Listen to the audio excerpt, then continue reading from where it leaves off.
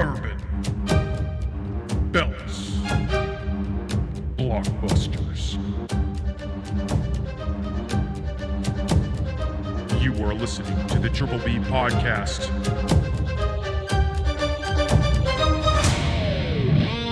Let's fucking go. Welcome back to another episode of the Triple B Podcast, Bourbon Belts and Blockbusters. I'm Ryan.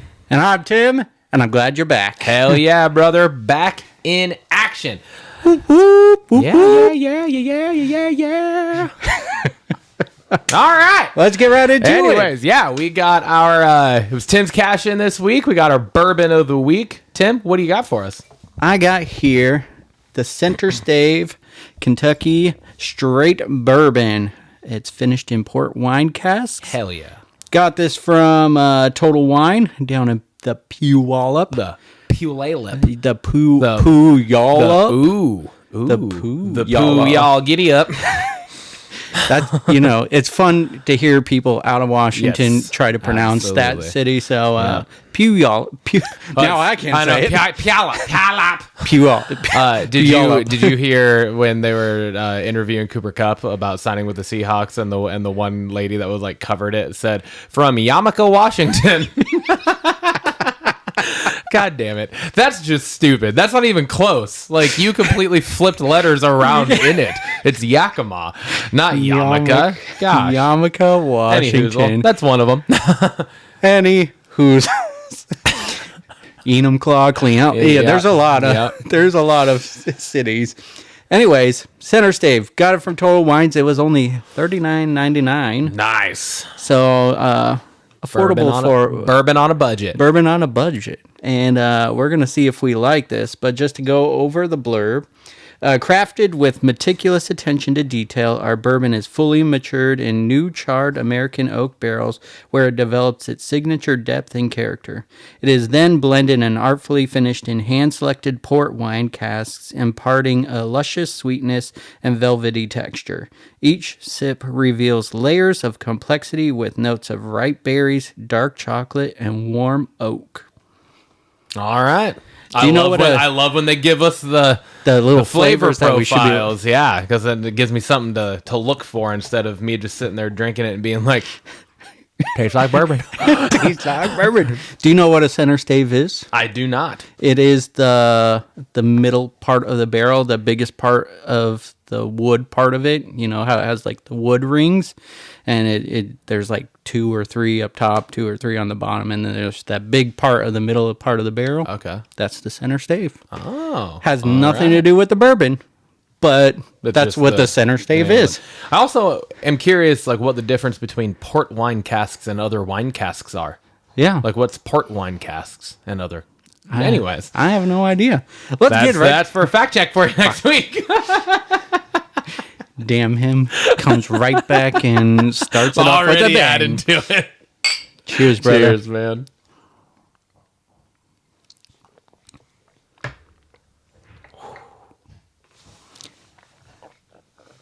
Bourbon on a budget tastes good. Damn. Yeah, that was smooth. Just smooth. There's like a late burn. Very late, and it gets you like right it gets down you down here. Down deep. Down here, not here, but down here. But it's not bad in any way, shape, or form. That's like the perfect burn. It's smooth, and then sweet, and then burn. Sweet. Oh, wow. Yeah, I'm going in for another. Bourbon on a budget. Yeah, me too. I'm back. Let it swish. Let it swish in your mouth a little. Like mouthwash.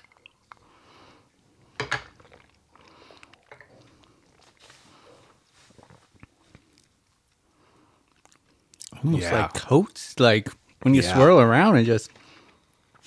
Yeah, it's like everywhere in my mouth, and it's delightful. That's fucking good. Fucking good. That's really good. Part of it might be because I've been bourbonless since the last time I was here, and that was a cocktail. Yeah. So 3 weeks since I've had just a bourbon on the rocks. I've been continuing the drinking, so I'm gonna give this a 9.5. I'm gonna join you. Yeah, It's not quite a 10. Yeah, I don't think it fully stands up against our 10s that we've had, but goddamn, it's photo finish. Yeah. Yeah, it's right fucking there. The center stave just forgot to lean forward as it crossed the finish line. But very good. Oh, my Easy Lord. drink. Excited to have this in a cocktail, but you don't even need yeah. you don't even need it. You just On the rocks. straight up. Yeah. That's delicious. I'm happy you picked that. Bourbon on a budget. That's a new T-shirt design too. So you know. You heard it first here. That brings us to our socials. You can find us on Instagram, X, YouTube, and TikTok. We are at TripBPod. You can find us on Spotify, Apple, Amazon, Triple B Podcast, Bourbon Belts, and Blockbusters. And you can send us an email at triplebpod619@gmail.com. Again, would love to hear from you guys. Any ideas, any bourbons you want us to try, any wrestling topics you want to cover, or questions. And then Blockbusters, of course. We want to get social with ya. Let's get social. Had to. Yes, I'm you back. did. I'm back. He's back. He's back. Let's do it. All right. We're back with another edition of our Triple B fact check from the previous episode. And believe it or not, it's relatively short. The episode was only like 52 minutes long. It was just you, so there was no arguing back and forth. No. There was none of me throwing out random shit that isn't true. So you kept her. You kept her pretty clean. There were 3 things. Okay. I thought there were 4, but I had to go back and re-listen, and I was wrong in my initial listening, which is good. So, first up, talk about Drew Carey. Talk about Drew Carey's height. Mm-hmm. I said he thought he might be around like 6 foot, 6'1" or whatever, and then you fact checked that he was 5'10". But in your fact check, you said that you thought that is shorter than me. I am actually 5'10", so me and Drew Carey are the same height. Oh, okay. Yeah. I thought for sure you're 5'11". I am flattered that you're a tall 5'10". That you think I'm tall. I'm actually not. I'm a short 5'10". I say 5'10" for my own ego. I'm actually probably just shy of 5'10". Gotcha. So there was that one. Simple, easy correction there. Next, in talking through the wellness journey check-in last week, which I know I forgot to send you some shit about myself. I was a little wrapped up in the amount of golf I played last weekend. Was absolutely ridiculous. But you were saying the amount that you had stayed flat. Right. And I'm glad you listed this. Yeah. You said that you stayed at that 145.8. You meant 245.8, yes. And I wrote 145.8 would be way too tiny for you, Tim. Your frame would not look good at 145.8 pounds. I heard it back and I was like, I can't go back on it, and so yeah. And then finally, the last thing was really just like a clarification of kind of a question you had asked yourself on the podcast about tornado tag matches being no DQ. Yeah. And what I looked up and what I was able to find was that no, not all tornado tag matches are just automatically disqualified. See, that's are just not no DQ. So this one apparently was specifically a no DQ tornado tag match without them outright saying it was no DQ. Yeah. And right? the announcers made it really sound like, because this is a tornado tag, there's no... I mean, unless that's like a new thing, but everything that I read was that it was like, no, they're not all DQ, or sorry, they're not all no DQ. They can have stipulations. Gotcha. So that was what I read. Gotcha. And that was it. The thing that I thought was, I like blacked out for part of, apparently on my first listen, like just literally like a split second, when you jumped to naming off the runner-ups for Banger of the Week. Okay. And you jumped to AEW, but I didn't hear you say Ospreay versus Fletcher in Kyle the cage. Fletcher. Yep. Right? I didn't hear you say that. All I heard you say was go from Obafemi to then you said AEW's pay-per-view. And I was like, what what the fuck? I was like, did you mean NXT's thing? Yeah. And then so I went back and listened to it, and I was like, oh, I did not hear you say Ospreay and Fletcher in my first listen through. So I was like, how did you just jump to say AEW when you're talking about NXT? But then I listened back. So it was just those three things. That was it. Pretty easy going. Kept it pretty clean. It was that's like I said, probably significantly easier to do when it's just yourself on the podcast. Yeah. You don't have me over here just fucking everything up for you. So, but I'm back, baby. Speaking of, how was your trip last weekend? Dude, it was really good. It was fun. It was a good getaway. I haven't done a getaway like that without the girls. Yeah. Not that I am like, oh, I got to get away from them, but it's just like when you do it, you're like, oh, I'm like off dad duty. Mm-hmm. I'm not on any sort of, spousal duty or anything either. Like I'm just fucking hanging out with my boys and we're golfing and we're eating good food. Yeah. I kept the drinking. We all did. We kept the drinking to a minimum. I only drank beer, which is kind of weird for me because that's the first time I've drank beer since summer. Oh wow! We kept it to like 3, maybe 4 beers a day. Okay. And I mean, we were out golfing a lot. Like we were golfing close to 2 rounds a day. Oh damn. Okay. I take that back. The first day we golfed 1 round. The next 2 days we golfed twice, and then the Monday, the day we flew home, we golfed that morning. Gotcha. So, but I mean, we were, because down there, well, I mean, anywhere when you're golfing, like you can't golf past sundown. Oh, That gotcha. makes Yeah, sense. yeah. You can't see the fucking ball. Yeah. So like right at that dusk is usually when it's like, all right, we're time to wrap it up type thing. So when you get an afternoon tea time, you might not finish. And so we were 6 holes shy of playing, I think 5 full rounds. Oh, nice. Of golf over the course of those essentially like 3 full days that I was down there with the travel. Yeah. It was 4-day trip, but I flew out on Friday morning, came back Monday afternoon. So it was like 3 full days really of being there. Nice. But yeah, it was awesome. I'd never been in Arizona before, so that was cool. Just got to, I mean, I think I've had like a layover at Phoenix Airport before, but I don't count that. Yeah, exactly. I was just in the airport the whole time. But like actually out driving around and stuff, it's beautiful down there. It's cool because the only thing similar that I have is Texas where my dad lives. And I like the environment and the climate and just everything, the landscape of Arizona, I think I like more because down at my dad's, it's literally like you can see the world start to round before you see a mountain. Yeah. And Arizona, it's like that's kind of what it seems like, but then there's fucking big ass mountains out in the distance. Okay. So it's like you get a little bit of kind of a mix of like Texas is the only down south I really know. Yeah. And then home. Yeah. Right. So it was cool. I really enjoyed it. It was a blast of a trip. I shot under 100 for my first time.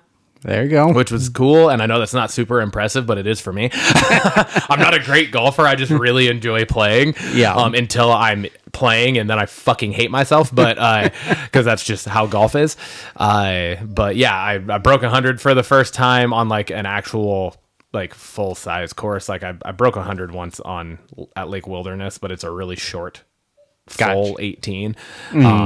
But I was playing, when I play with them, I play from it's called the tips. It's the farthest back tee box. And I have no business playing from there. I should be playing at the children's tees. But I play back there with them, and I golfed really well that one day for myself. And I shot a 97, which was cool. So nice. I broke 100 for the first time with other people playing from the fucking the big boy tees. And it was a good trip. I had a blast. Good.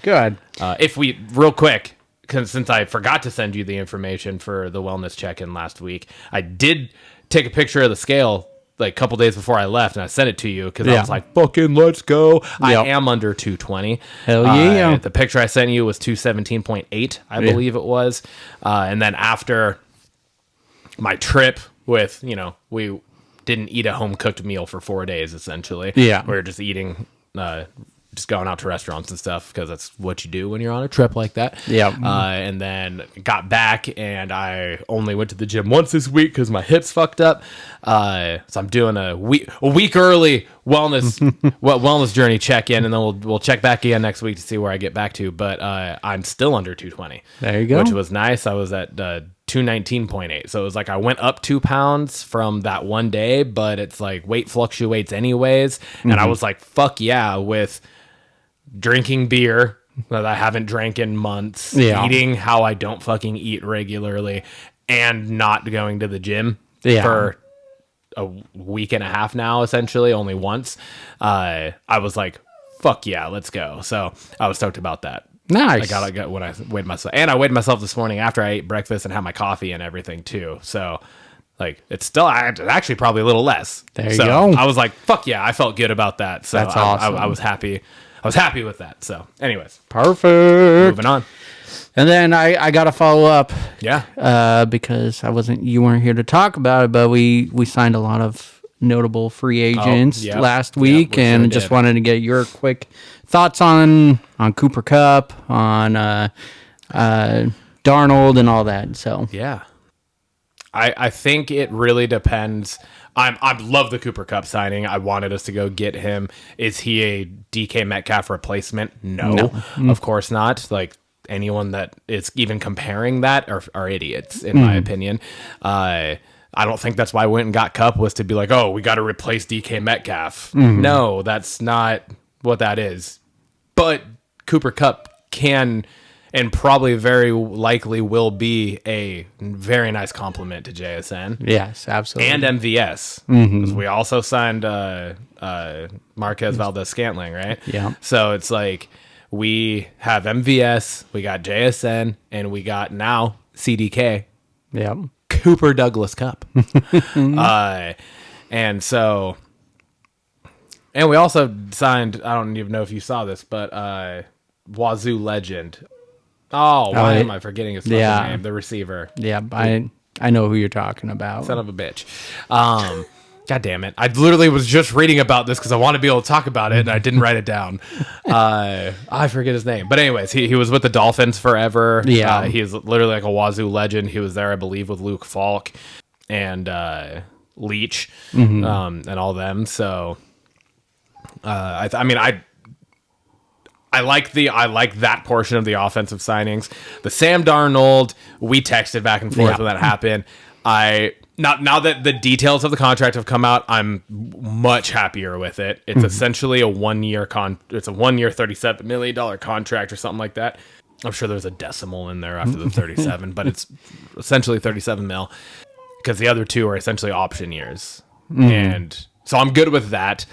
I feel like, and my whole thing was, I get taking a shot on a guy. He's younger than Geno. They had somewhat similar stats. The only thing was Geno put up those same stats with the offensive line that he was behind. Darnold put up those stats because of the offensive line he was behind. If you know what I mean, like there's a big difference there, and we have done absolutely nothing in terms of improving our offensive line this season, this offseason. We haven't done jack shit. We've signed one offensive lineman, Josh Jones, who's a fucking backup. He's a rotational guy. He's not going to be a starter. He won't be an upgrade from anybody that we had on our line from last year. That was already a bad offensive line.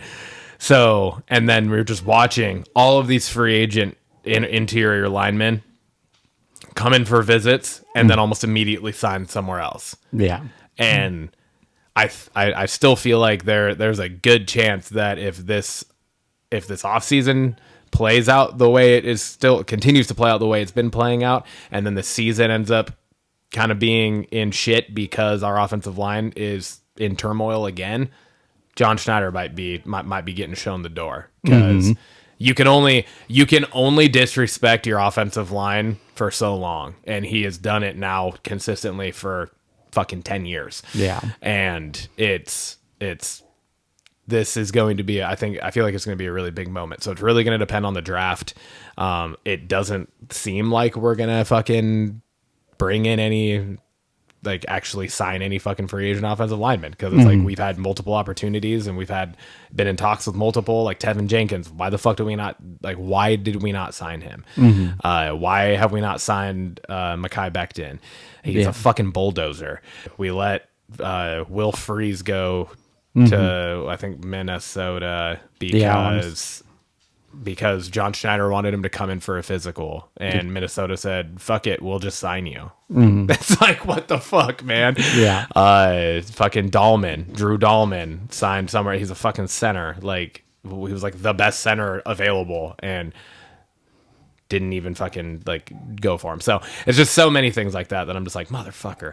Yeah. It's just like over, and it's just consistent over the years, right? And I think that's the part where it like really starts to sting as a fan base. It's similar to the fucking Mariners, right? Being a Mariners fan is like one of the saddest fucking fan bases to be a part of outside of the Giants and the Browns, right? And maybe the Jets, because of the fact that it's like we have all this fucking money to spend and they just don't. And like, it's really bad when you have your own players and players from other teams around the league being like, what the fuck are they doing? You know? So not to jump sports, but it was just making a comparison there. It's kind of frustrating when your front office isn't valuing the things that, like, you know, as just like basic football fans, that like you need to value those things. Yeah, exactly. On the defensive side of shit, getting DeMarcus Robinson, Lawrence. Sorry, DeMarcus Lawrence.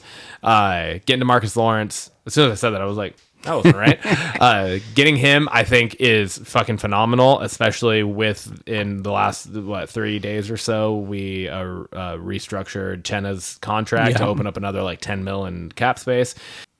I'm not necessarily a fan of the contract that DeMarcus Lawrence signed. However, I guess it's somewhat similar to the Darnold. It kind of turns out to be like a 1 year with options. In a sense, right?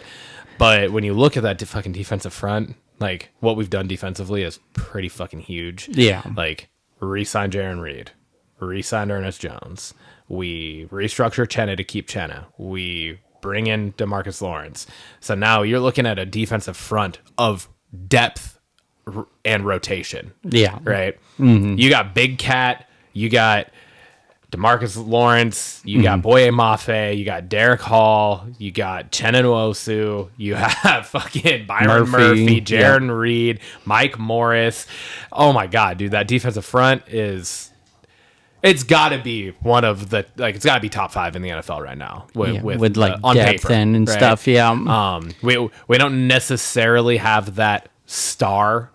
Right, we don't have the Trey Hendrickson or the Aiden Hutchinson or that Aaron Donald. But they make splashes in the game.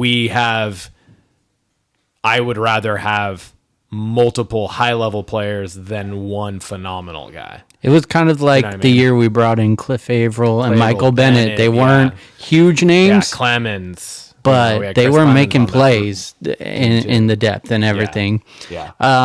Last week I said it, and I was just like, it was easy to just go, it looks like we're in a rebuild right now, but it doesn't feel like that anymore after the week that they had signing everyone that they did. It feels more like, for sure, we made some replacements and saved some money in the thing. It's not dime for dime or whatever, apples to apples, with DK to Cooper and whatnot, but it also feels like we're still in the thick of things now. Yeah. I think with like the lack of commitment towards the offensive line, a move that would make me completely okay with that would be if John Schneider were to use a second and one of our 2 second and one of our 2 third round draft picks and send him to the Bengals and get Trey Hendrickson. Yeah. Yeah. That defensive front, we have the cap space to fucking bring him over and sign him to an extension. Yeah. But that fucking defensive front with those motherfuckers now all as options, motherfucker. Like, okay, now go draft some fucking offensive linemen. We have a defensive front for the next 4 years. Yeah. Right? Go draft some fucking good D linemen with the fucking first 3 picks, or offensive linemen with the first 3 picks. Fuck it. Right? At that point, I think that one would make me be like, Okay, I still believe in John Schneider if he could figure out how to pull that off. Because the thing is, to a point, you got to believe that Trey Hendrickson is available. Yeah. If they franchise tagged him because they weren't going to give him the money he wants because they had to go sign fucking Jamar Chase and T. Higgins. Yeah. And they went and signed Jamar Chase and T. Higgins. And they franchise tag Henderson. So it's like if they can get, they obviously don't value him as what he wants to be valued at. Yeah. So it's like, go get 2 draft picks, higher draft picks too, and send him to a team that will value him. I would be down with the sack leader from last year and a dude that has put up 17 and a half sacks in back-to-back seasons now. Yep. We'll see. That would be dope. Is it going to happen? Probably not, but it's wishful thinking. That's what it's all about. Being a fan is just wishful thinking going on. So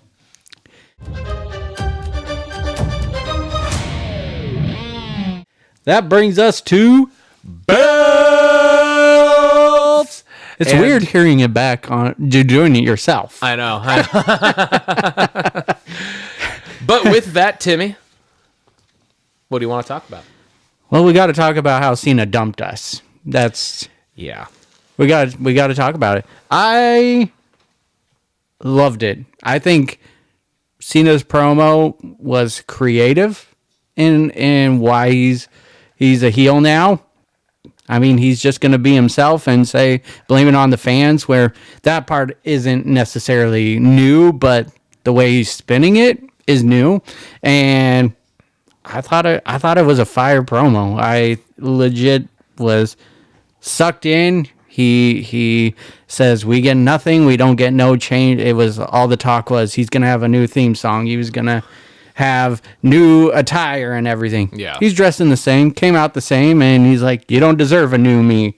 I've given you everything. I've changed, and this is what you get. You get John Cena, hustle, loyalty, and respect, and just everything he was saying was good. It was from the moment the crowd, his music hit, loudest boo, top loudest boos I've ever heard. So it was great that it was in another country because the crowd really brought it. Yeah. And then just like all the chants throughout that promo and everything, it was gold. And then Cody coming out and to just say, hey, if this is the Cena you're bringing to WrestleMania, I'm going to retire you early.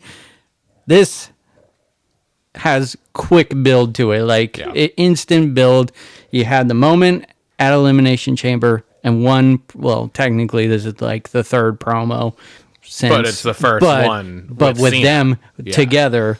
That's the first time I've seen Cena since this Elimination. feels like the biggest match on the card, and as it should be, it is going to be, but you've had weeks of other feuds going on where it does not feel like it's on this level at all in any way. I agree, but I also have reservations with it, and I have some qualms because Cena on the mic is Cena on the mic, right? So it's like he could take a fucking children's lullaby and turn it into fucking gold. That he's just always been able to do that. So it's like you believe him when he's on the mic, because he may not have the same abilities in the ring. He may have lost a step in the ring when it comes to that type of thing, but he hasn't lost shit on the microphone. So like that's always good to see, and I think that is what makes this work. However, I do think the I'm a victim is cheesy as fuck. It makes no sense to me, because it's literally the farthest thing from the fucking truth. He was put up on the pedestal for 20 years. He was the face of the franchise, and for the fucking 2 weeks or whatever the fuck it was when he first debuted, where he was boring as shit as the prototype. Yeah, okay, people didn't like you then, and then you actually got an actual fucking character, and yeah, it worked. That's how entertainment goes. So then to try to turn that, I don't know, it just didn't come across that great to me. But that's whatever. The rest of the promo is solid. I think the biggest issue with it is, where the fuck's The Rock at? There was no mention of him. No mention of him at all. Yeah. Where the fuck's he at? And this is the issue with this shit, and this is the issue with Dwayne Johnson. It's because I'm not even calling him The Rock at this point because he doesn't deserve it. That's the thing. He isn't that anymore. Mm-hmm. He isn't, and he's too big now to be a part of any of these storylines, and he needs to be done. Mm-hmm. It's over. Like nothing good is going to come from any of it because all it does is he just makes these decisions on a whim when he wants to, and all of a sudden everybody has to jump at it, especially now that he's on the fucking board of TKO. Like, I think it's bad for business all around. I don't think it's good, and I think wrestling will be better in general after this whole storyline is over and Cena retires. That's kind of where I'm at with it, because there's so much now that it's like, you just had The Rock, and you had Cena turn inside with The Rock. You had The Rock, him, and fucking Travis Scott beat Cody down, and we've gotten nothing in the form of like a return until Cena by himself in the ring without any mention of Dwayne. Mm-hmm. It makes no sense, and so I'm just like, okay, if you're too fucking busy, then stop inserting yourself into shit. Just stop. Be done. Mm-hmm. Be done being The Rock. Be Dwayne Johnson, the behind-the-scenes board guy who knows how to push storylines and do that shit. Fine. That's totally cool. But stop being like, Triple H isn't coming out and getting involved in fucking storylines anymore because he knows he can't. Mm-hmm. You need to take notes, Dwayne, because this isn't fair to the fan base. It's not fair to Cody. It's not fair to Cena. It's not fair to anybody in the situation for you to have this happen. Mm-hmm. And this has been like a fucking 3-year-long thing now with The Rock doing this. Mm-hmm. So I don't know. I'm over it to that point. But the last thing on that I will say is Cody straight up cooked Cena. Straight up.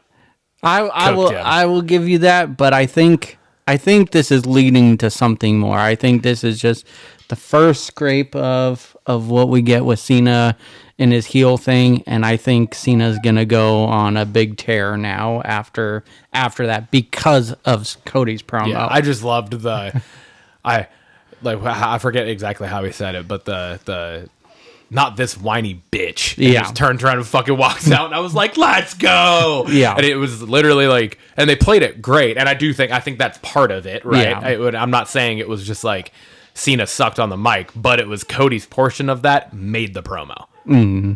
To me. Like, Cody's portion of that made that all come full circle and well-rounded and made it what it needed to be in that moment. And to literally just leave Cena there speechless. Mm-hmm. Like, how often have we ever seen Cena be speechless? So like you said, that's like leading to stuff. Yeah. And I think that is good. But I just like Cody's part of that was so fucking perfect and well done. And I was like, let's go. Yeah. No, I agree. And I put down here, I said, Cody definitely is lighting a spark under Cena right now because of what he said. And I'll disagree. I like the Cena's like just portrayal. It gives a reason to why he's gone heel, but we'll see how it plays out. Well, and I think like I just think it's a stretch. Mm-hmm. But because they're like, but to your point, like, what the fuck else could they use to make him go heel? Mm-hmm. Because there's nothing that makes sense for him to go heel. So that's why I think that it's kind of a stretch, but it's the only fucking thing that they could they're grasping at straws there to fucking get something, a legitimate thing that makes some semblance of sense.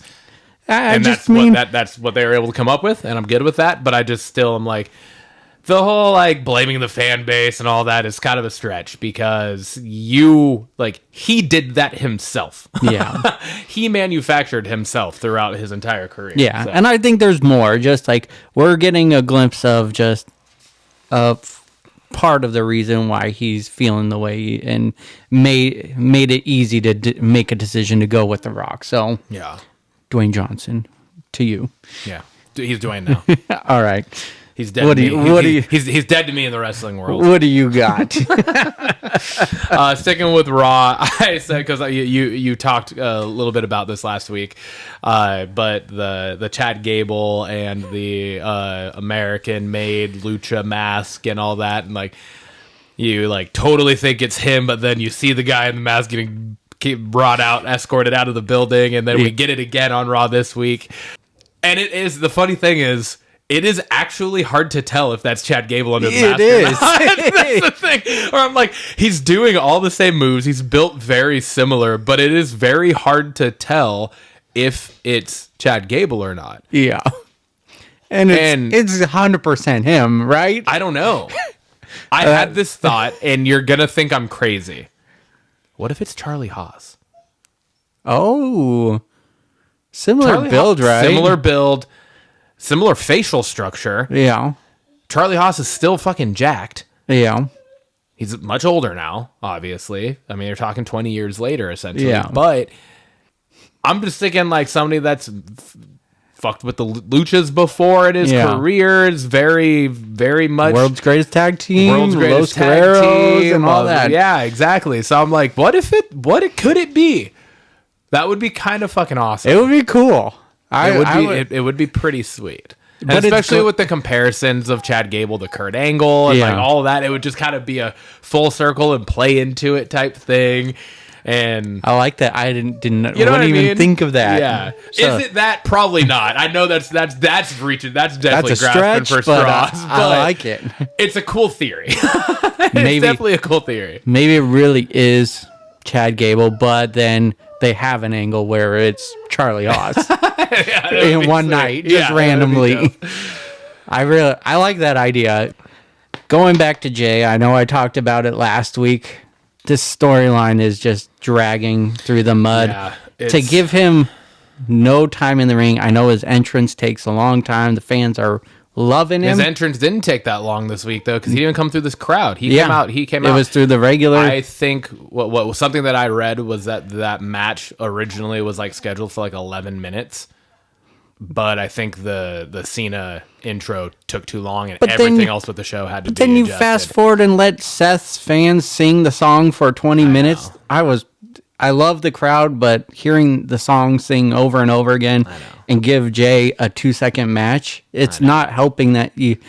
Well, I know Triple H listens to the fans, and there's a lot of fans saying this storyline's not going anywhere. Yeah. And... Well, because all we keep getting is fucking... Gunther attacking after the match, but Jay it's just a sleeper hole. Like, and anytime Jay comes out to help save somebody or whatever, his music hits. Yeah. That's the thing that, again, going back to what we've talked about so many times before, it's like Jay's music hits because it's a fucking pop, and we get that. And I love Jay's music, and I love Jay, and I love the Yeet, and I love all of it. Yeah. It's the best fucking shit. But...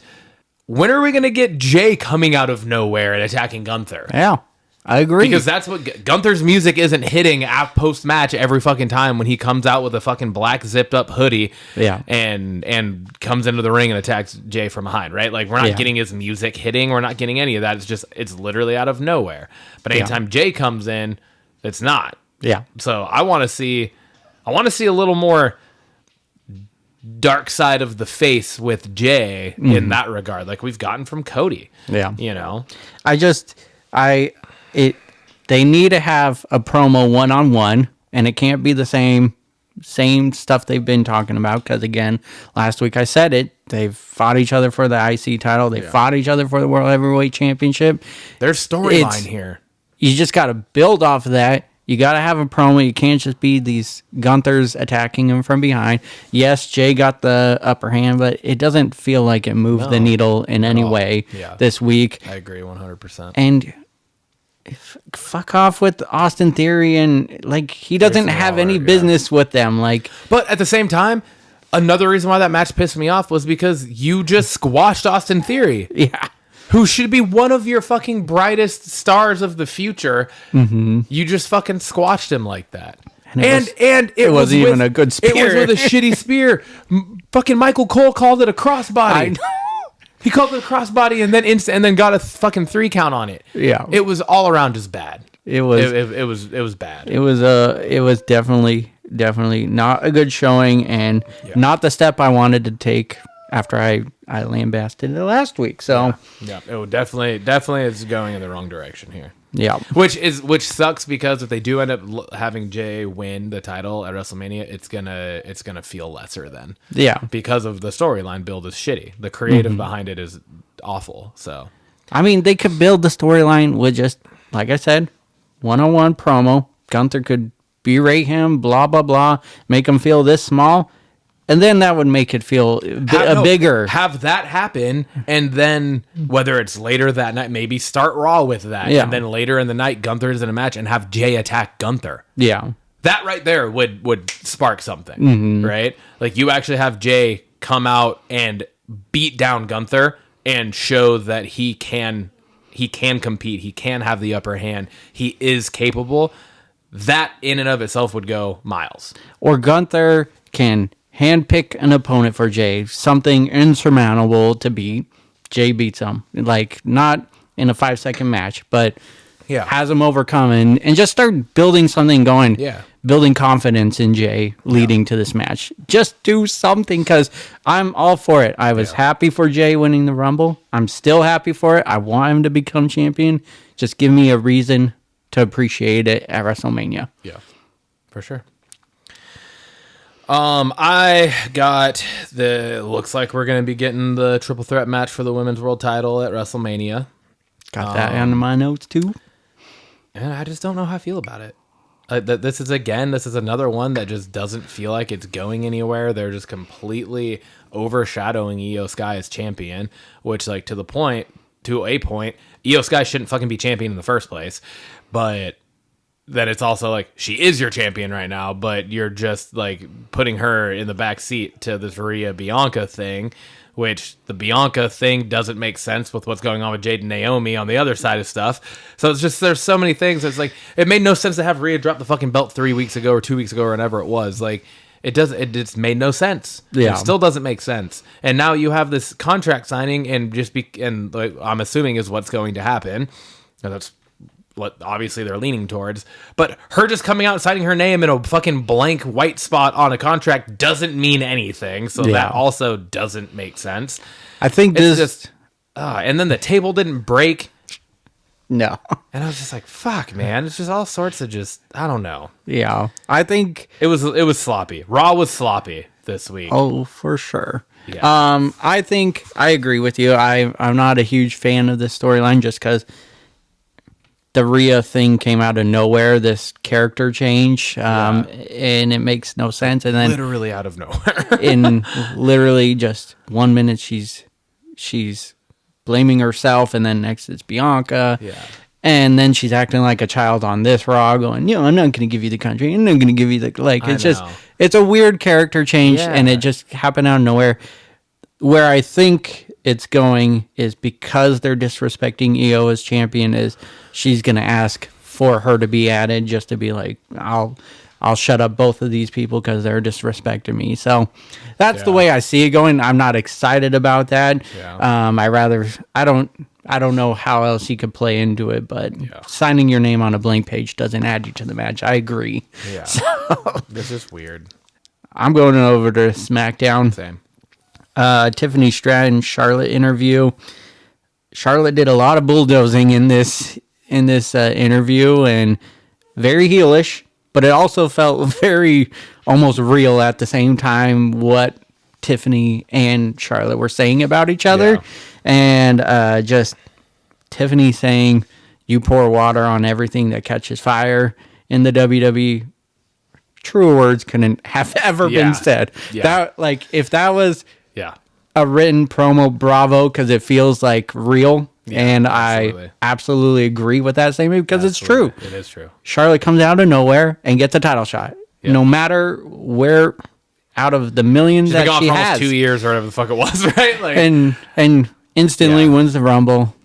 And so I wasn't a huge fan of it, but also a huge fan of this promo, just because it felt real. And it just adds to what Tiffany did last week on SmackDown, going on the attack.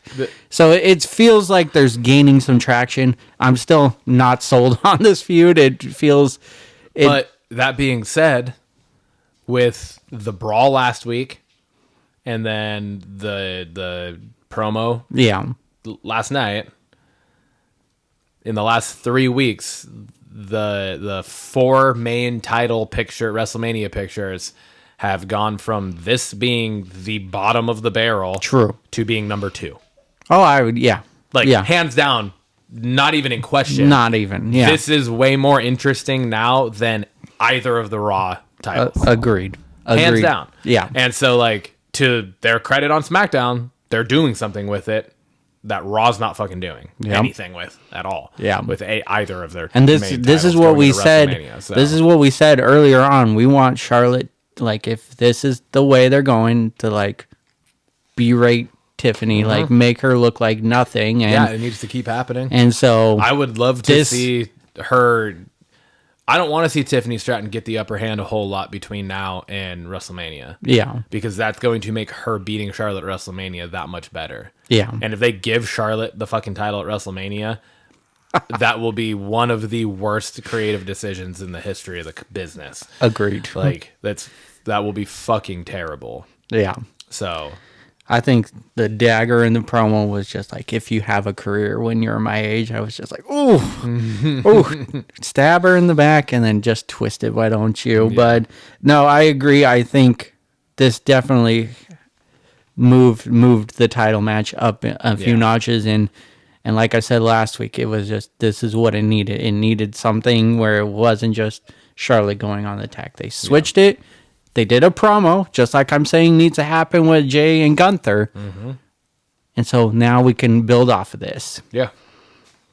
My next 2 are kind of quick, but why do they keep fucking screwing over Zelina Vega? Like, the whole point of that last week, you got to go through me if you want a shot at that, should have been for her to knock off fucking Piper Niven to have a shot at the U.S. Championship. Yeah.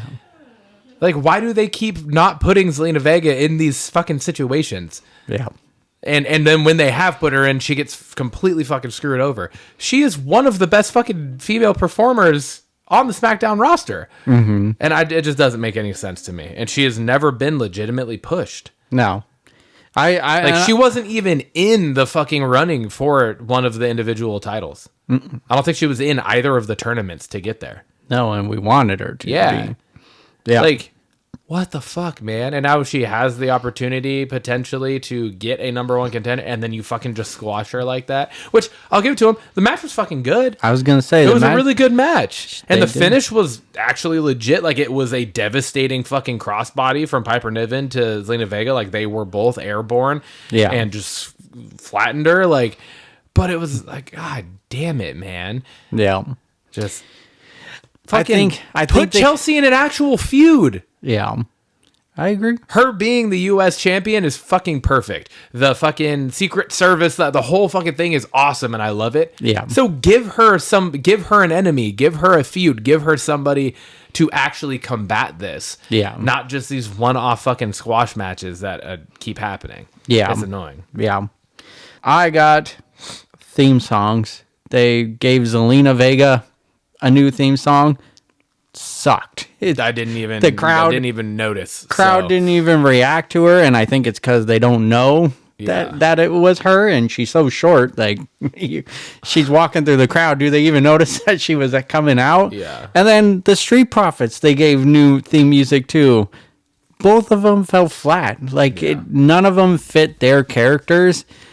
And I know we've talked about the company that's doing Def Rebel is just, it's garbage unless you're the top people like Jay. He's got a great song and they're one-offs, but then everyone else got these cheesy songs. It doesn't feel good anymore. Is Jay's music him singing that though? I'm pretty sure. Yeah, right. Yeah, it's just me. Ooh, that sound. I think it's Jay. Yeah, so. But like the music behind it, yes, and which is good. But then you kind of nailed it. Like, LA Knights and Shinsuke song sounded very similar. That's why we think Shinsuke got a new song. And then just, you have Street Profits win the tag titles last week. Their song was already a banger. It gets the crowd going. It fits their, hey, But now they're doing the A, and it's like the slow rap song going on. It's Yeah. I don't know. I think theme songs go a long way to building your character. Absolutely, they do. And they just took two characters and just like, why do you think some of the biggest names in the fucking history of the company have had the same fucking theme song for 20 plus years? Because they're bangers. They're toasted ass theme songs, and they Orton's theme song right now going. has been his theme song for a while. Yeah, long time. But even if they went back to the fucking, was that the Rev hey, Theory? Nothing you can say. Yep. Oh yeah, that's not Rev Theory though. That's no, I don't think it is. No. But anyways, like, if they went back to that, that was a fucking banger of a fucking theme song too. Yep. Cena's fucking theme song. Yep. Like, come on, Shawn Michaels. Triple H, Stone Cold, The Rock for fucking Sami Zayn. Yeah, like they're all good. Had, like, such good theme songs for so long, and you're just like, why? Like, what happened to that? Yeah, yeah. I was very disappointed by that, especially like Zelina. Like they're crushing her left and right. It doesn't help her, but Street Profits, you just gave the tag titles to. They had already a banger theme song, and then they change it up. It's like, what? Like it, if they go heel all of a sudden, it will fit their characters, but it does not fit the hey, we want the smoke. Yeah, which I mean, like, they did go heel. They did, but then didn't. They did, but they're not, and so like that's weird in and of itself. Yeah, so it's just confusing all around. Yeah. My next thing, again, like I said, this one's quick as well. I wrote that they're making Naomi out to be a legit heel. Oh, for sure. And it's not bad. No, I 100% agree. The attack last night was perfect. The outfit I thought was perfect. And where the fuck was Bianca at? That part still doesn't make sense to me. Yeah. I thought it was like, oh, it's Bianca. I thought this might be the moment where, oh, is Bianca coming out, and then is she gonna like join Naomi and start beating down Jade, and then that could kind of give her a heelish side going into the triple threat match at WrestleMania. Like, there's so many fucking options, and they're just not giving us any of them. And it's that part's annoying. But for how annoyed we have been with Naomi since she's come back, this is probably the best thing they could have fucking done for her. 100% agree. So. I agree. I will build on. I think they're going to hold off on this Bianca thing. I think she wins the title at Mania, and then we start seeing those seeds of she was behind the whole Jade thing. And that's going to lead to Jade versus Bianca for and the now, title, potentially to put Jade in the title picture. Yeah. I could see that. Because last night... But also that doesn't make sense either, because they're on fucking SmackDown. You know how it will change. I know, but it will change. It's stupid. I hate it all. Just don't have fucking brand splits. Splits. Just have whoever you want on TV. It means nothing anyways. Yeah, just have it. Just stop with the fucking, like, don't put a goddamn label on it. Just, if you want someone on TV, put them on fucking TV, so it at least makes sense. Yeah, but I will say last night did a lot for Naomi. Now I have some skin in their match, if that's what it's going to be at WrestleMania. I'm here for it.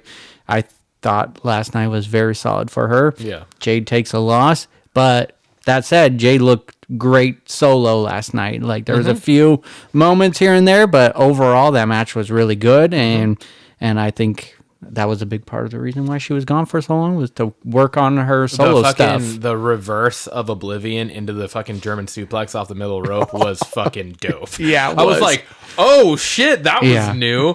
I do have to bring this up because I can't just let us skate past this. Liv Morgan was on her period.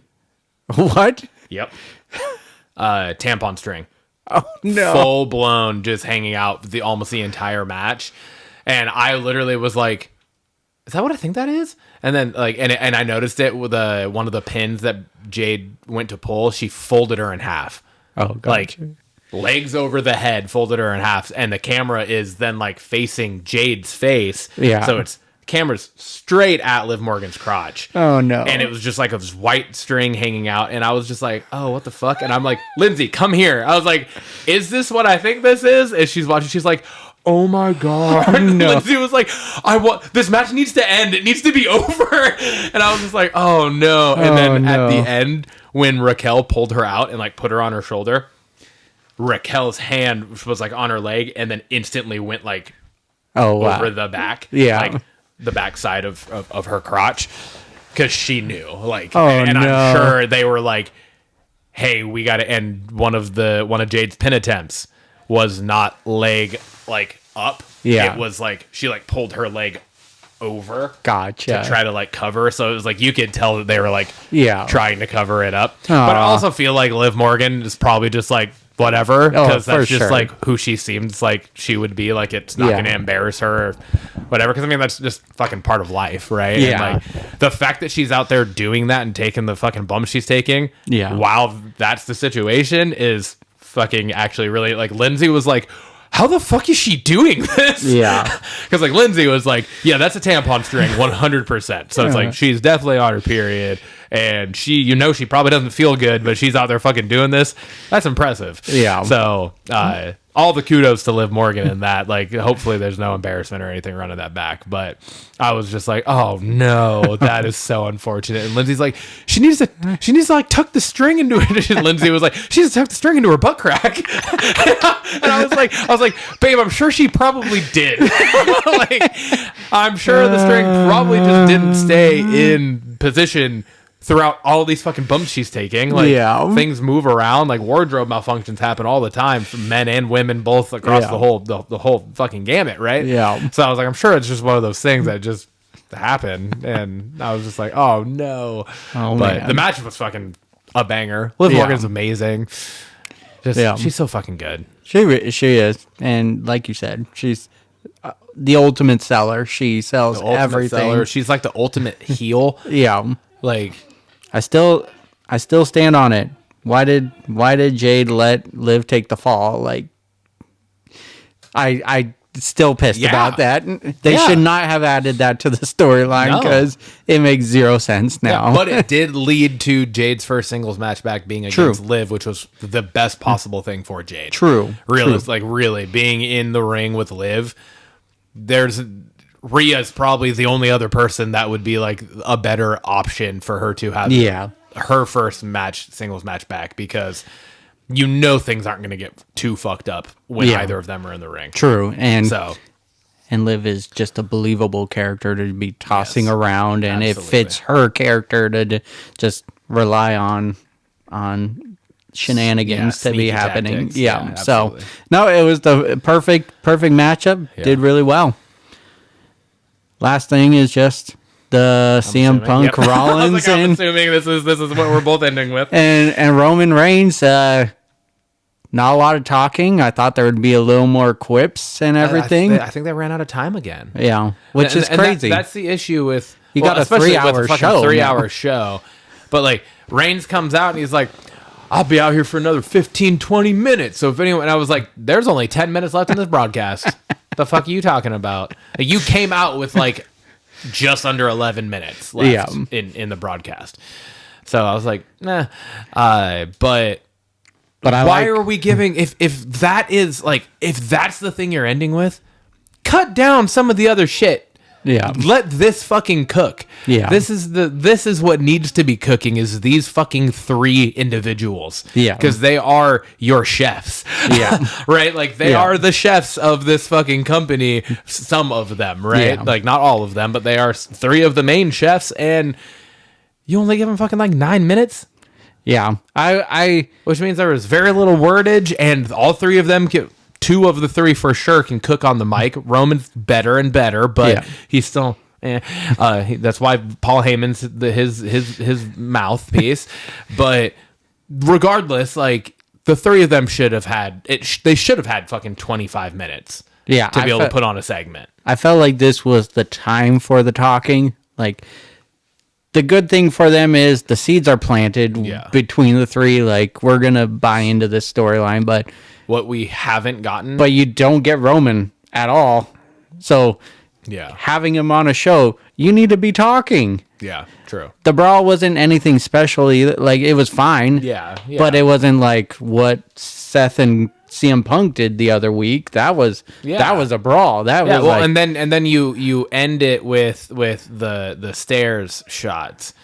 And then Roman gets up and gives the one and points to WrestleMania, but then Rollins just gets right back up from it, and then they start brawling again to then actually close out the show. I thought it would have been rolling. It was like that should have just been it. That should have been Roman standing tall, because he would have had now Roman standing tall twice over both of them. You would have had Rollins essentially standing tall once at WrestleMania. Yeah. With him standing over for a brief moment before Roman attacked over Punk. Yeah. And that would have set up the perfect opportunity for now Punk to get his before Mania. Yeah, Punk, that's what I was going to say, was one thing we haven't gotten now is Punk with the upper hand over these two. Yeah. That hasn't happened. He's been on the receiving end. We need now, between now and WrestleMania, we need all three of them to brawl again. I feel like it has to happen. They have to brawl again. Yeah. And Punk needs to get the upper hand now. Yeah. Because if not, either that or that's setting up Punk to win the match, potentially. Which realistically is what needs to happen. Yeah. I think Punk needs to win that match, but CM Punk definitely won the mic work for the night and then go CM on. Punk always wins the mic work. There's very few people in the industry that can go toe to toe with CM Punk on the mic. Very few. We finally got the mention of the favor, like specifically from CM Punk. Is it going to lead to this match? I have zero ideas or thoughts on what the fucking favor is. It's still, none of it makes that much sense to me because Paul Heyman's not in a situation to be able to grant CM Punk a favor. Yeah, only thing that if Roman was the champion, that's different, but he's not. Yeah, he's not in admin. He doesn't create matches. Yeah, so that's the thing is I don't know what that favor is unless it ends up being we come out of WrestleMania with Heyman and Punk back together. Yeah, and the favor is Heyman, because triple threat matches are no DQ. Yeah. Is Heyman turning on Reigns at WrestleMania for allowing him to get the shit beat out of him by Solo. Yeah. I could see that. Right? So I don't know. There are options there. I don't know. But I agree with you. I just don't know. There's not a lot of favors that really can make further CM Punk's career other than Paul Heyman eventing WrestleMania for a title. That's really it. That's what I was thinking this year. So, yeah, it's weird. Yeah, I agree. Sure. All right, that's what I got. Same. Timmy, that brings us to our banger of the week. What do you got? I got the John Cena, Cody Rhodes promo on Raw. I got to be honest, this week in wrestling, you take the crowds away, it wasn't that strong of a week. There was some good matches. Absolutely. But overall, you take the crowds away. It did not feel like a strong week, and not after the previous week, which I thought was a fire week. This was definitely not the same.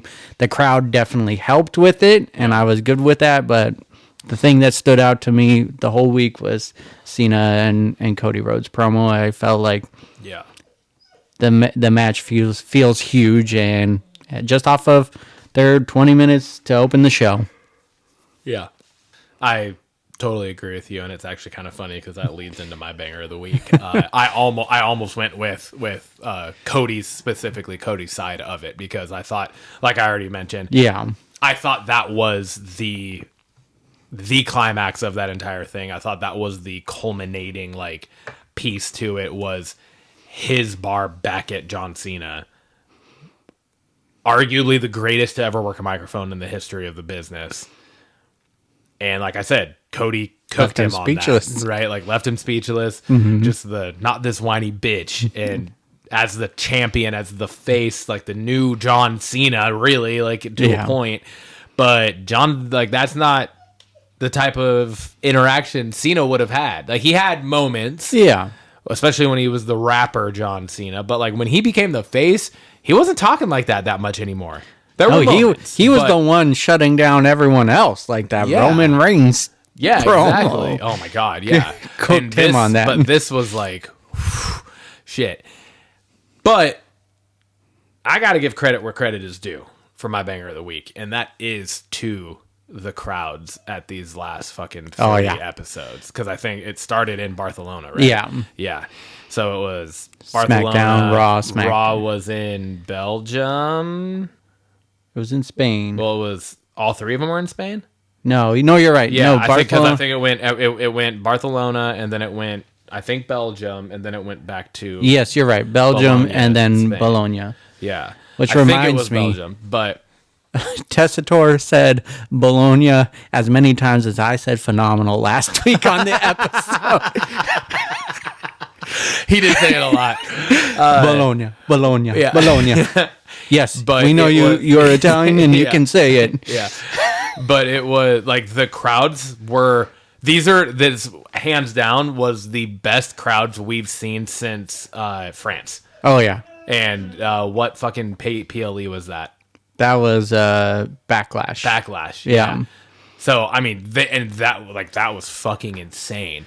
Why did- These for just not even PLEs, for just being fucking SmackDown, Raw, SmackDown, have been insane. Yes. And part of it, like Lindsay was like, why are the crowds so much different? And I was like, well, part of it's because like They don't go over there. on SmackDown last week, SmackDown was the first time they'd been in fucking Spain. I think that's the first time SmackDown had ever been in Spain. And it had been like 18 years. They said last night, 18 years since WWE Live TV had been in Spain or something like that, you know? And so it's like they're like, the U.S. cities are all like, the crowds are always fucking, for the most part, pretty good, right? Yeah. But it's so regular for the U.S. cities, right? watered down Yeah, it's over watered here. down because they tour the U.S. frequently. That's their consistent. That's their home. Yeah. It's a home base, right? So when you go to some of these fucking countries that don't get it that often, that's why fucking Saudi's so fucking hype every year they go there. Yeah. Right? Because it's like, this is the Super Bowl to them. Yeah, You know, exactly. this is like they get it once a year, or maybe a couple times, maybe a year. Yeah. For some of these countries, and the fucking Spain crowd and I'm pretty sure it was Belgium. Yeah. Crowds were fucking insane. Yeah. That was so good. So It- that was like I- one of the first things I was like, holy shit, when I was watching SmackDown on the plane, because I watched last week's SmackDown on the plane ride home Monday, and I was just like, holy fucking shit, man. Like, what was it? LA Knight, I think, started the show last week, SmackDown. Yep. That was fucking crazy. I was like, oh my God, man. This Can is make everyone insane. feel like $1 million bucks. Dude. And yeah, it was all around. And like all the way up to the fucking closeout of last night was hype, and it was just it was all around great. U.S. crowds, this is a challenge to you. We got to live up to them. I know they come around often, but like it makes sense, and so like I'm not like dogging the U.S. crowd. No, for sure. by any means, because it is, we see it more often, you know. But, like, and so that is different. That is a change. but like the Jey Uso entrance, like France and now Belgium did the lights and everything. Why doesn't U.S. do that? Yeah, true. The lights is easy to do. We all already do the yeet. Yeah. We're all into it. But do the lights. That part's the Were lights badass just part. like the flashlights on the phone. I think so, yeah. It's just yeah. Or it just adds another element. It makes to it look so cool. Yeah. Yeah. That brings us to the belts question of the week. I posed this one. We have Cena as heel now. This is his farewell tour. Let's just assume he wins the elusive number 17 title reign at Mania. Who is the 3 superstars you would have him do a feud with post Cody? All right. I went number 1. I said LA Knight. Okay. I thought LA Knight would be LA Knight and John Cena. I think again, LA Knight's fucking amazing on the mic. That could be a really good feud there. And yeah, I think LA Knight would be a really good one. That's my number. That's my like number 3. Okay. Do you want to go and then go back and forth? Yeah, let's just go back and forth. So give me your lowest of the 3, because LA Knight was the lowest of the 3 for me. All right. Well, I'm going to put Sami Zayn. Ooh. I think the passion on the mic from both of them would lead to something great. In a heel Cena. And a heel Cena, and Sammy could feed right in there. You used to be this better person, blah, blah, blah, blah, blah. Yeah. They would cook. They would cook on the mic. They would cook in the ring. Yeah, or they have cooked in the ring. I know Sammy did one of the U.S. Open challenges, and it was a fire match. So Sami Zayn is what I got there. Okay. My next one is more, and again, it's this comparison all the time, but it's more for nostalgia sake, but in a flipped form, because it's something that we never really got.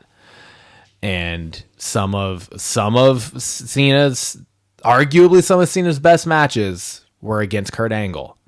Mm-hmm. But Kurt Angle was always the heel. Yeah. So I'm thinking, going off of one of the things I want to say I remember you saying on the show last week, was we need to see Chad Gable go face. Was that something that... I said Jacob Fatu needs to go face. Oh, well, yeah, that's fucking true. But I think he already is. But Chad, I think if you could get a Chad Gable being face against a heel John Cena... Mm-hmm. It kind of gives you a potential look into what could have been a flopped storyline between Kurt Angle and John Cena way back in the day. I like that. It's kind of a fucking, like, you had Kurt Angle, Cena got the best of Kurt Angle more often than not, and then now at this stage of Cena's career, you could get a face Gable getting the best of John Cena. Yeah, kind of a poetic type thing there. So and I think and Gable again, great on the mic and phenomenal in the ring.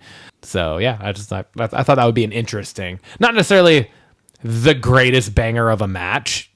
Oh, I think it would be a banger. I think it would be. I think it would definitely be a banger of a match. But are there other options for in-ring matches that there could be? For sure, but I just think the storyline itself could be very interesting and intriguing as something that you just wouldn't necessarily expect. I like it. Next up, I got CM Punk, just for nostalgia's sake. And now it's I know CM Punk was the heel throughout their feud, but the crowds loved him at the same time. So it's kind of, that was also at the point, like the pinnacle of the point where the crowds hated Cena because he was such a face. Yes. Right. So I think, which I guess, that kind of leans into Cena's heel turn. Yep. Fair enough. Yeah. So I would put that there. All right. And last but not least, I put Randy Orton. Same. Is that really the number one? I put Randy Orton. You got the two corners of the to win his 15th? Would that give him 15 or 16?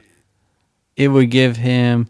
He was one behind, so that would give him 16. Yeah, so give him his 16th and retire Cena. That's kind of what I was leaning. That's why he's my number one. You got the pillars of WWE. That was like for the ruthless aggression. It was post Rock. Post. I don't know that Stone you Cold. have two other people outside of Taker who have done it for as long as they have, at the level that they have, and meant as much to the business as they have. Yeah. I think Taker is literally the only other person that stands up to that. Mm-hmm. I mean, you're talking, they've been in the WWE, haven't gone anywhere else. Nothing for over 20 years now. And what they meant to the storylines and through some of the hardest times in wrestling. Yeah. Right? To be able to just carry it on their backs. Yeah. Taker's legitimately the only other person that can say they did it for as long. Yeah. At that level in the same company. Yeah. I agree. Right? Yeah. Like, so it's those two would be, I mean, that's gotta be the final fucking thing. Yeah. That's gotta be what ends it, is Orton versus Cena. It just makes sense. It does. It 100% does. Especially if he does win the title from Cody. Like, I don't know if that's the right move, But if that does happen, then yeah, you got to have Orton win it. Yeah. And that's what retires Cena. Yep. At fucking whatever the December pay-per-view is. I forget what it is. I don't even remember anymore. Something, I don't know. Yeah. But yeah, it's... Last time we didn't even have a PLE in December. Oh, yeah, I guess that's right. It was a Saturday night main event. Yeah. Well, that brings us to Blockbusters.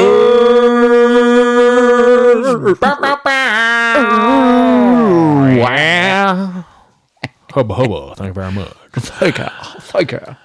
With that, we have a couple of movies to talk about. I'm surprised we haven't actually talked about this before because it's been in the making for a while. Yeah. And it's on a film franchise that I know we both love. I actually have never seen the John Wick franchise? I have not watched it, this was just an assumption I made and I was incorrect. But I've heard only good things That's about it. All there are good things about it. There's nothing bad about it. You love The Matrix. Yeah. This is The Matrix multiplied by 77,000. This is the best Keanu Reeves has ever been is in these fucking movies. I know. I don't know why I haven't watched them. I have all of them. It's amazing. Oh, you own them and you haven't watched any of them? And I haven't watched them, and I don't know why, but I'm going to get on it. I promise. That is almost the equivalent of not fresh squeezing your own juice. Okay? Fuck off! Jesus Christ, bro. Anyway, so this is Ballerina. The synopsis of this movie is taking place during the events of John Wick Chapter 3, Parabellum. The film follows Eve Macaro, who is beginning her training in the assassin traditions of the Rusca Roma. The cast is Ana de Armas as Eve Macaro. It also stars returning John Wick franchise members, Keanu Reeves, Ian McShane, and Angelica Houston, with also... Oh, why did I not put it on there? But it's his final film credit. It's... you don't know because you haven't seen the fucking movies. Son of a bitch. I'm looking it up real quick. So you don't have to fact check that because you haven't even seen them. So it wouldn't make that much sense for you. John Wick. It's like the whole idea is there's like a hotel. Mm-hmm. I forget what the name of the hotel is, but he's is like it the Continental? The Continental, yeah. Because there's a show. Because there's a show called, which is also fucking phenomenal. You should watch that too. Either. That's like a prequel to it. To all of John Wick? To all of it, yeah. Okay. It follows, I believe it follows like Ian McShane's character as a young person. Okay. And how he like becomes kind of like the person that runs the Continental. But anyways, where is his name? Lance Reddick. That's what I was gonna say, but I didn't want to be wrong. So Lance Reddick is like the front desk guy at the Continental, and also he's just a badass dude in the movie. But he passed away, and he is in Ballerina, and it's like I believe it's his final credits. So, oh, wow. Anyways, the release date for Ballerina is June 6, 2025, and it will be in theaters. The trailer for this looks fucking sick. Ana de Armas is a badass actress. Yeah. I mean, she was phenomenal in playing Marilyn Monroe. And I forget what the name of that movie was, but she played Marilyn Monroe, and she was phenomenal in that. She's been in a handful of other things that have just been great, but this is kind of like a new, at least for me, it's new to see her in this type of role, and it looks fucking great. So I'm stoked for this. I love the John Wick franchise. It's absolutely fantastic. And so just to see a kind of continuance of it in a spin-off that takes place during the events of one of the other movies was just, I think, a cool idea. It's a super cool idea. Yeah. The trailer looks badass. I'm really excited for it. Wasn't Ana de Armas and Keanu Reeves in that Knock Knock movie together? I don't know if I've seen that. Kind of like a thriller movie. I want to say they were in Knock Knock together. Okay. Anyways, trailer looks great. Shame on me for not seeing these movies. Yeah. But big shame. I expected more of you, Tim. I've wanted to Watch them. Wanted to, Watch and I them. just you watch thousands of other things every week. I watch blockbusted movies. Yeah, exactly. You have time to watch these fantastic pieces of cinema. Yes, you're 100% right, and I expect these. You're not mad. You're disappointed. I expect this entire franchise to be checked off by the time we do the Binge binge recap cap next next week. Okay. Fair Okay, enough. that's what I expect. I did it with Final Destination. I can You do it with did. John Wick. You did. All right. All right. That brings us to, I didn't realize you already changed the slide. I Sorry. was waiting for the slide to change, and then I was like, oh, wait, that is a new movie. Okay. So that also brings us to a movie called Dangerous Animals. And this is right up our fucking alley. And Oh my God, yeah. I thought it was interesting because the cast is the only person in it that I recognize is Jai Courtney, and I had recognized him from a handful of things. He was, I believe, if I'm not mistaken, he might have played Snake Eyes in the G.I. Joe movies. I believe he was in that at least because he's like a martial artist. Yeah. But he was also in the Suicide Squad. So, anyways, synopsis: when Zephyr, I think is how you pronounce that. Yep. A rebellious surfer is abducted by a shark-obsessed serial killer and held captive on his boat. She must figure out how to escape before he carries out a ritualistic feeding to the sharks below. The release date is also June 6, 2025. So we got two what looked like awesome movies coming out on June 6 this year, also in theaters. And it also stars Hassie Harrison and Josh. That's supposed to say Houston. I typoed that. But yeah, the trailer for this is very quick. It's not a long trailer. It doesn't give too much away, but I think it gives just enough for you to be like, "Oh shit!" It's uncomfortable. It's very uncomfortable because I don't know. It has the vibe of just like your everyday average Joe, just like watching something, eating some food, but then there's like screams happening in the background kind of thing, and you're like, what the fuck? And yeah, and then like with the synopsis, and you like know what it's kind of all about, and then it's getting the glimpses of around the boat, all of the sharks, and you're just like, holy shit, this is it's kind of it's wild. Yeah. So Yeah, it very like just definitely like you said, right up our alley. It's like very uncomfortable and just tense, and then kind of gives me I think it's 10 Lane Cloverfield vibes, like with John Goodman and they're in the bunker. It just feels like this is like a minimal cast movie, like we've talked before, and holy hell. You got the little trophy case going on, and oh my god, with like they're like with the hair and tapes, right? With like the girl's name and then a lock of the hair, and then very Dexter-esque. Yeah, I was gonna say in that regard, at least of like the keeping of a memento of sorts. It's and then I just like how the wording between scenes, it just had the water and then blood going across. It was a cool transition. It was for that. So for sure. Really excited for this one. I was also going to put this down. So going over to series, I put this down. We got the 4 seasons. Synopsis is 3 couples, 4 vacations, a lot to unpack. The 4 seasons follows longtime friends through the ups and downs of life over the course of 4 seasonal vacations, spring, summer, fall, winter. Cast is Steve Carell, Tina Fey, Will Forte, Carrie Kenny Silver, Marco Calvani, Erica Henningsen with Coleman Domingo. The release date is May 1st, and platform is Netflix. It's got Steve Carell. It got Tina Fey, Will Forte. I'm down. Coleman Domingo is a fucking badass actor too. The trailer looks fucking hilarious, and just like just fucking shenanigans left and right, and just all sorts of just wildness happening, and just right up our alley for the comedy side of things. Absolutely, it's Tina Fey is behind like the directing of this, and she did 30 Rock, or was a big part of 30 Rock, and that's kind of the vibes that I get from this. And Steve Carell, I just love him. So yeah, it's just and Will Forte, and just oh my gosh, yeah. I was very excited to watch this trailer when I saw you put this on here. You don't get Steve Carell in a lot of things anymore, and it's sad. Yeah. So just anytime he comes up on the screen, I get a smile on my face. And there's something about him for me in a series. Like I loved, was it Space Force or whatever? Oh yeah, SpaceX or whatever it was. Space Force, yeah, Space Force. Like I loved that show. I was really bummed that it got canceled because I thought it was fucking awesome.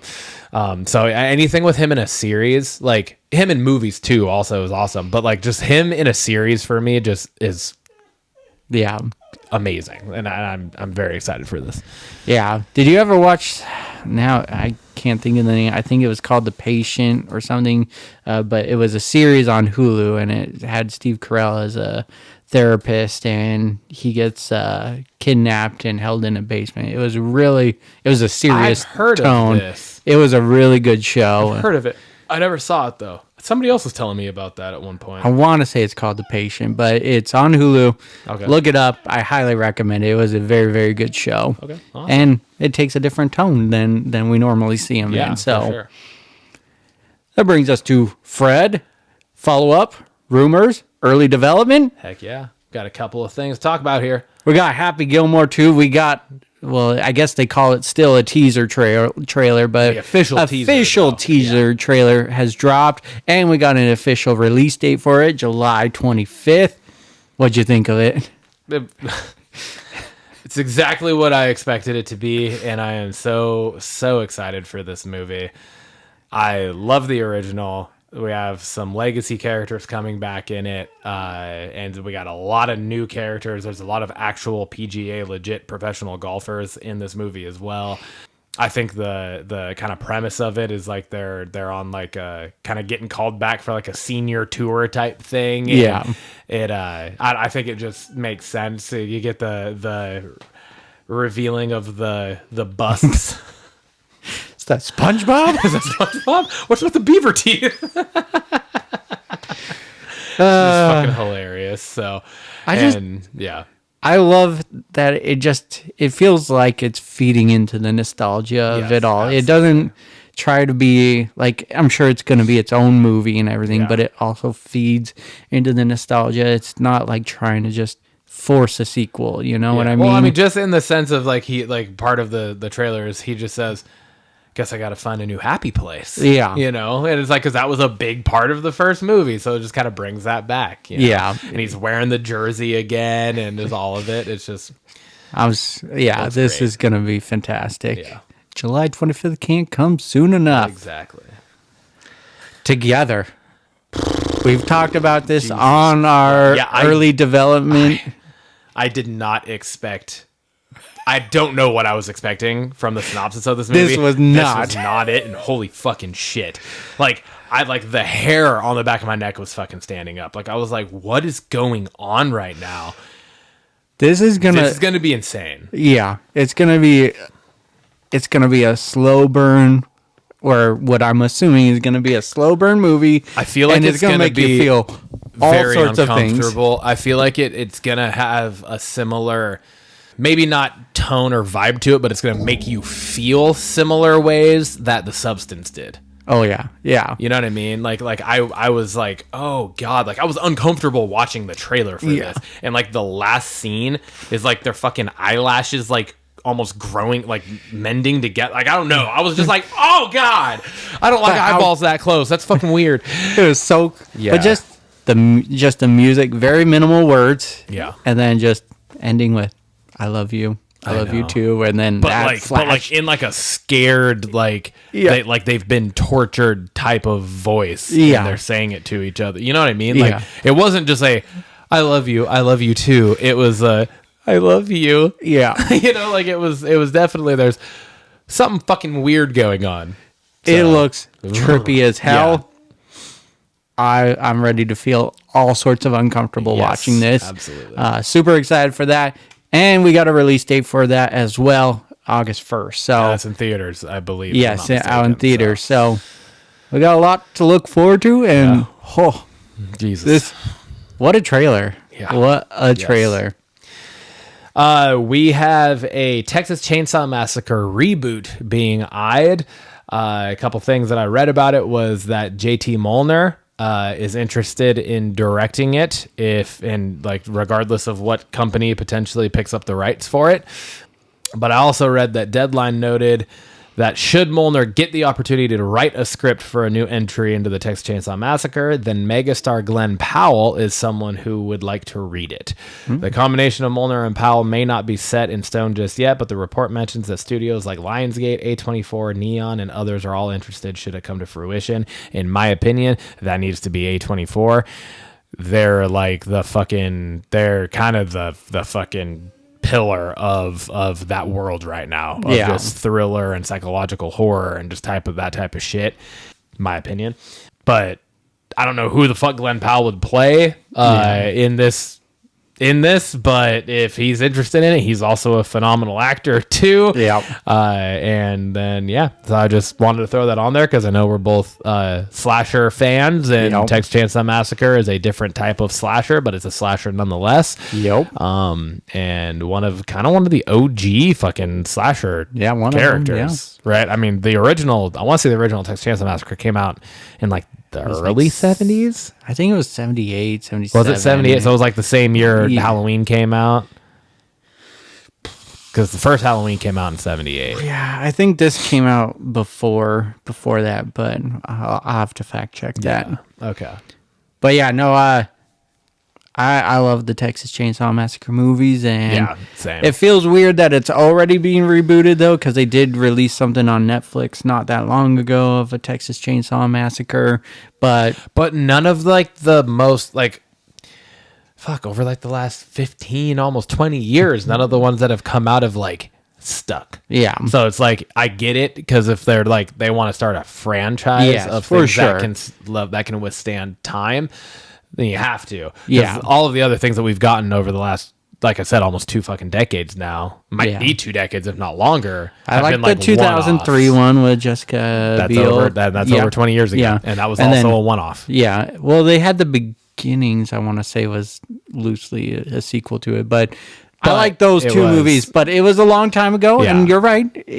But it was they had the beginnings, which was a sequel prequel. Yeah. Right? Yeah. But it was also its own one-off story. True. It's not I want to see a franchise. Yeah. I want to see Halloween 1, Halloween 2, not Halloween 3, because Halloween 3 Season of the Witch was fucking dog shit, but you know what Careful, I mean? There's a cult following behind that movie now. Well, yeah, because it was about fucking witches, so there probably is a cult following. A bunch of covetous bitches. Anyways. All right, so I put this on here. Triple B Memoriam toast. We lost, it was apparently earlier this month. The brother posted about it just recently. But Jan Schweiderman, we lost earlier this month at the age of 52 to a very aggressive advanced stage 4 case of cancer.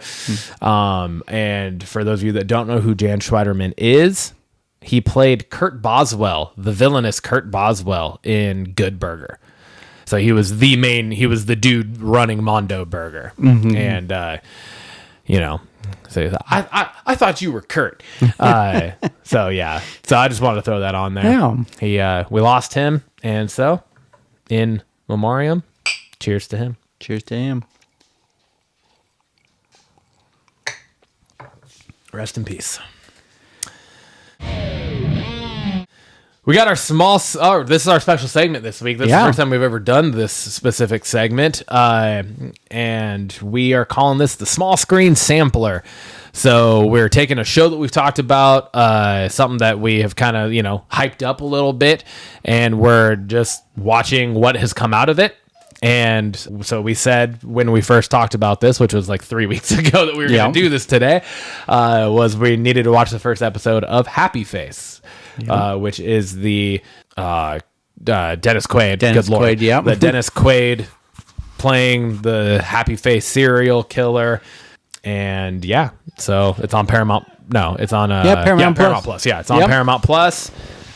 There's 2 episodes out right now, and but we're just going to talk about the first one specifically. So what'd you think? I thought the first episode was really good. Definitely had me intrigued. I was a little little worried at first with the first part of it, but then it definitely caught traction. There's a little slow parts to it, but definitely by the end of the episode, I was like, I need to watch more. Yep. I like that there is a mystery part to it, like trying to uncover some further stuff to it, and that's really what got me into it. But Dennis Quaid is a creepy motherfucker. Oh my god, dude! I know we've talked about it, but after The Substance and now this he plays so well, coming from this like happy-go-lucky father figure and everything to what we've seen him in recently. Holy hell! What I thought was, and I agree 100%, was like I was watching it at first and I was like, okay, yeah, all right, cool. And then like by the end I was like, all right, I'm definitely watching the second episode. And so I watched the second episode also. And like Lindsay's like in the kitchen and she's like peeking out to watch it because she thought it was interesting too. And so she's kind of into it.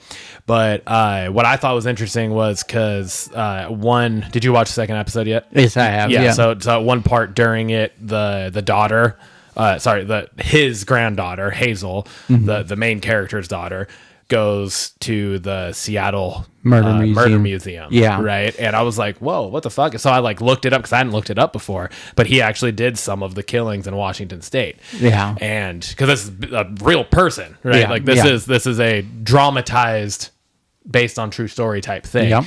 But I think if you read about it, it's everything that you read about it is like he was for 8 murders, but he has claimed that there's like 160 or something.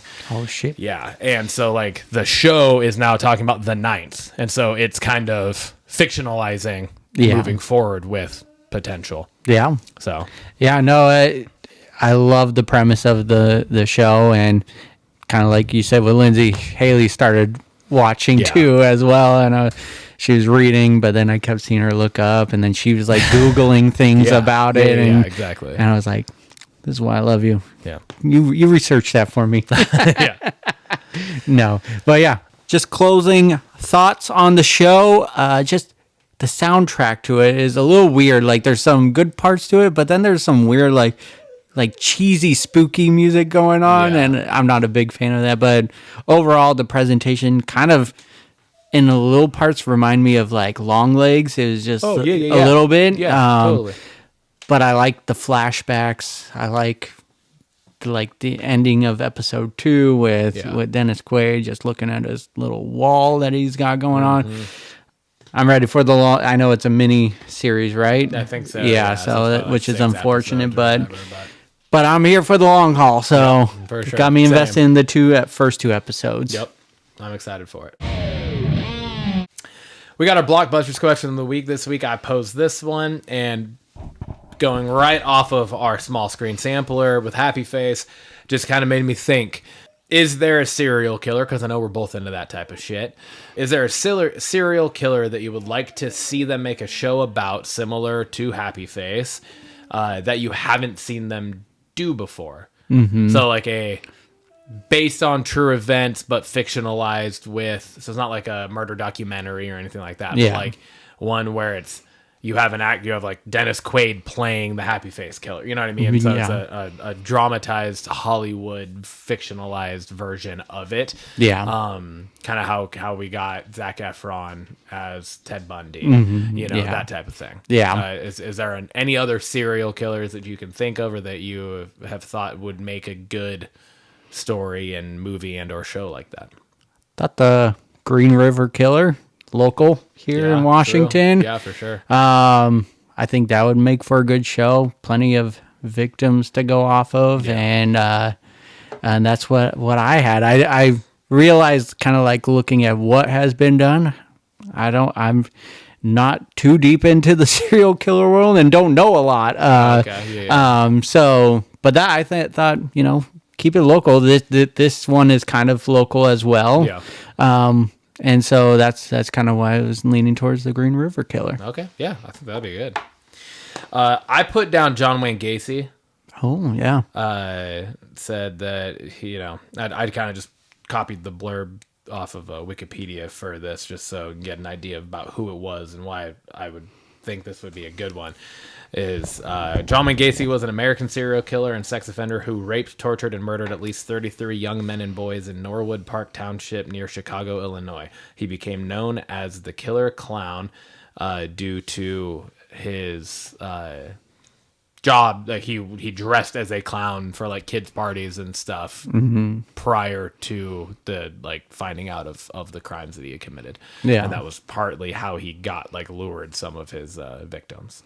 I feel like they might be leaning to his show. I feel like in the Evan Peters show on Netflix, they showed John Wayne Gacy like in a scene. Like maybe they'll do like a spin-off. Oh, I'd be totally down with that. So I'm pretty sure that I know they've done show. Like there's been a handful of documentaries and like the Confessions of a Killer type. Yeah. Where you've like heard like prison interview tapes with him and stuff like that. But to my knowledge, I don't know that we have any like fictionalized. Yeah, so based on true story, so maybe dramatization of it. So maybe the directors of that are gonna lean into that next. So I want to say it was that show that I saw it in. So yeah, I like the question. Welcome back, brother. Get out of my way, microphone. Gotta cheers, my boy. Cheers, brother. Cheers, dude.